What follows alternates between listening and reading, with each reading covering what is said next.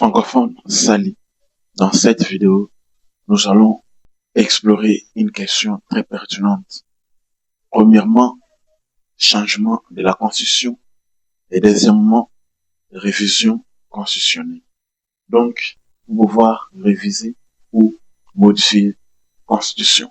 Dans ce cas, il faut d'abord distinguer deux réalités, la simple révision constitutionnelle et les changements à proprement parler.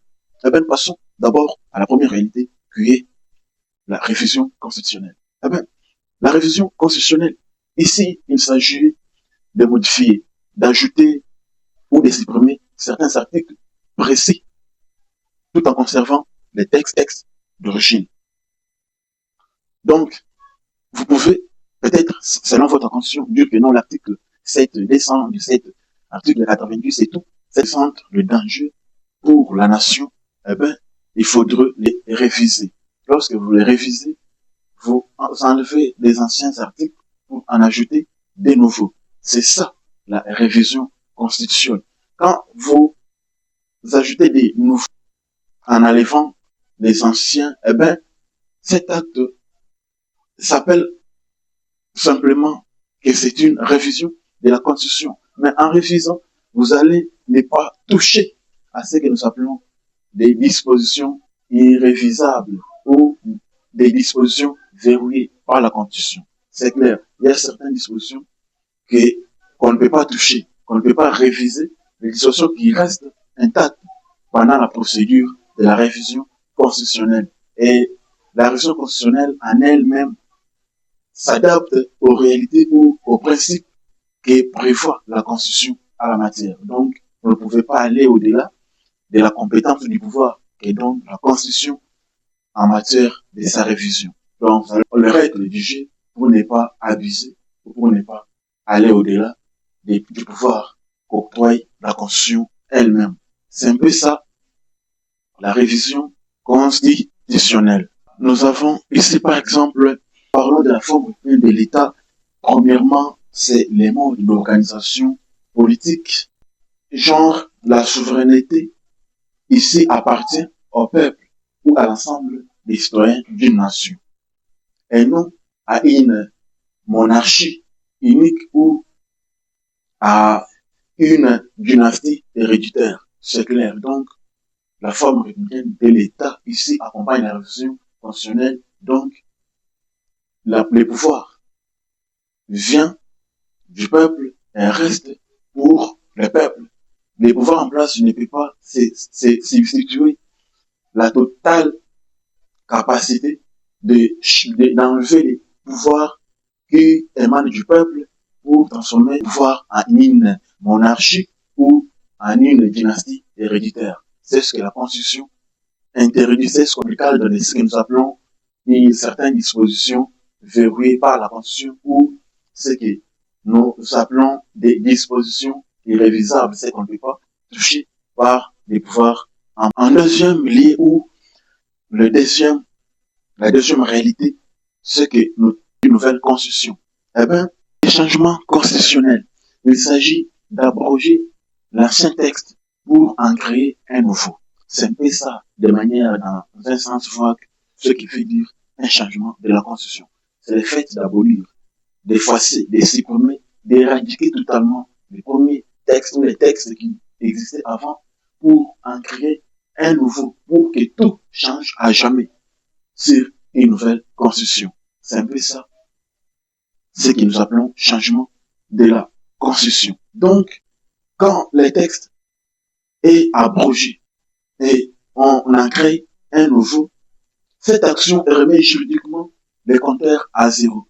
Donc, tout ce qui était, c'est comme si un enfant est né et il commence à s'adapter aux réalités du monde actuel. Il commence à s'adapter, à manger, à prendre le sein de sa mère, à avoir 2 mois, 3 mois, jusqu'à ce que l'enfant deviendra adulte. C'est de cette façon qui est comparable en fait au changement total de la Constitution. Les pouvoirs qui créent cette nouvelle Constitution n'est théoriquement pas lié par les interdictions de l'ancien textes ou de l'ancienne constitution. Tu vois? Donc, c'est ou les pouvoirs en place qui a déclenché la procédure de la constitution, donc n'est pas interdit ou lui ne prend pas en charge, ne prend pas en compte les interdictions de l'ancienne constitution qui était, par exemple, genre les dispositions dites irréfusables. Donc, il y a certaines dispositions qu'on ne peut pas toucher lorsqu'on refuse la constitution. Mais dans les changements, toutes ces dispositions n'existent pas. Donc, les pouvoirs qui est en charge du changement total de la constitution n'est pas limité par aucune disposition. Il a les champs libres de passer à l'essentiel ou de passer au changement de la constitution sans pouvoir se prendre la tête en ce qui concerne les dispositions tangibles de la constitution. Alors nous passons maintenant aux conséquences concrètes de la modification de la constitution. Eh bien, modifier ou changer la constitution a plusieurs effets directs, et ce, du niveau de la vie des citoyens ou de la société. D'abord, pour comprendre les conséquences de la modification de la constitution, nous avons tendance à passer à ces 4 aspects. Le premier aspect, c'est l'organisation et l'équilibre du pouvoir. Le deuxième aspect, c'est la modification et limitation des mandats. Le troisième aspect, c'est l'évolution des droits des citoyens et des lois. Et les derniers aspects, c'est les fonctionnements de l'ordre juridique de l'État. Eh bien, nous allons un tout petit peu comprendre chaque aspect. Donc, le premier aspect qui est l'organisation et l'équilibre du pouvoir. Cela peut transformer les régimes politiques, modifier les découpages de compétences entre les gouvernements et les parlements, modifier ou réformer les systèmes judiciaires. Voilà un peu les conséquences ou les innovations que peut apporter le premier aspect qui est l'organisation et l'équilibre du pouvoir. Eh bien, nous passons au deuxième aspect qui est la durée et la limitation des mandats. C'est l'aspect qui, pour moi, qui entraîne beaucoup de débats, des dissensions, des discordances entre les pouvoirs et l'opposition. C'est cet aspect de limitation du mandat.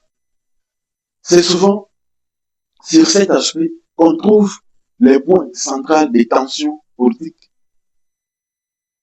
Changer de constitution peut faire sauter les verrous limitant le nombre de mandats présidentiels consécutifs, car les restrictions de l'ancienne constitution ne s'appliquent plus au nouveau cycle juridique.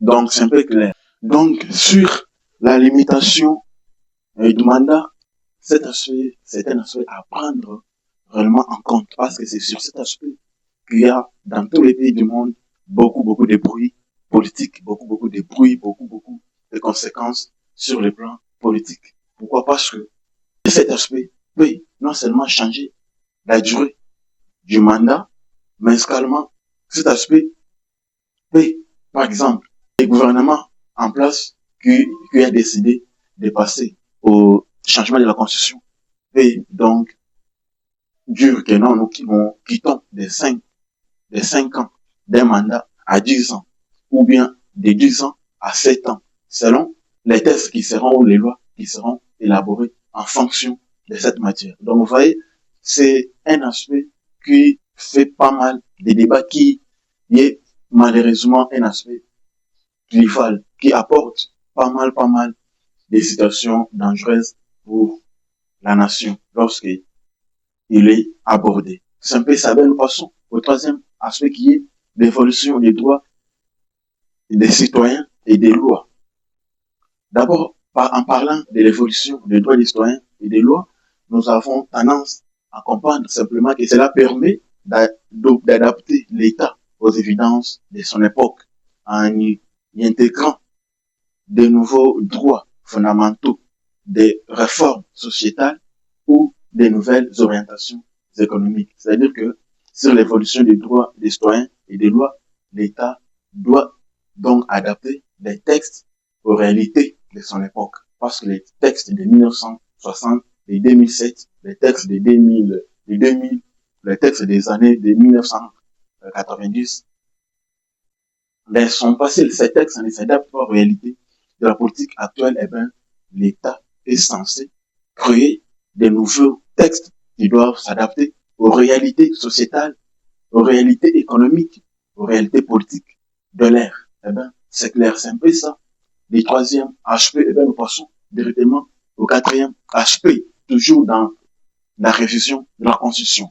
Le quatrième aspect, c'est les fonctionnements de l'ordre juridique. Eh ben, les termes l'indiquent très bien.